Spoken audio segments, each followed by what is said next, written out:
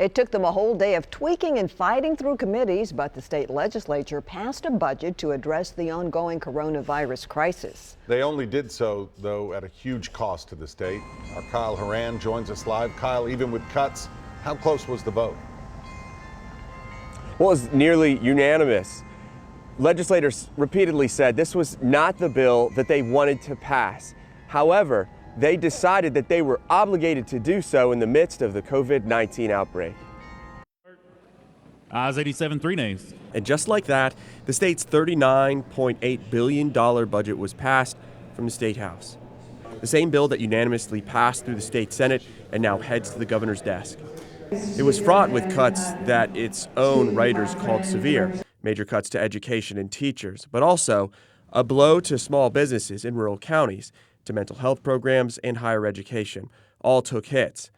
But probably the most controversial kept in the budget was funding for the Education Savings Account program. And then there's the issue of rural health, which some members now say took a backseat in the state for so long we'll be paying for it now. But there are decisions that we have made that have unfortunately left too many Tennesseans vulnerable in this time of crisis.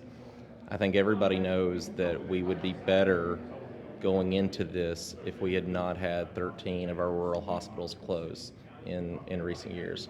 I think everybody across the state knows that it would be better for our state if there weren't hundreds of thousands of people already, before we talk about the newly unemployed and newly uninsured who don't know how they're going to get their health care needs met. But the lieutenant governor had something to say about what happens when lawmakers return. That's why some sacrifices were made. The decisions we make today, we find that we have to alter tomorrow, and we have to be flexible. Originally, there were just a few cases, and gradually that increased, and as it increased, we increased our ability to close earlier. In the end, some wondered if even now the state was going far enough. But we just need to bring every possible resource to bear. We should get the broadest waiver from the federal government possible so we can get as many resources out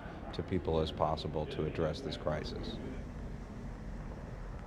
Now lawmakers are taking a break. They're doing what many are doing right now, which is staying away from large gatherings. They will be coming back at the earliest June 1st. Reporting live, Kyle Horan, News Channel 5.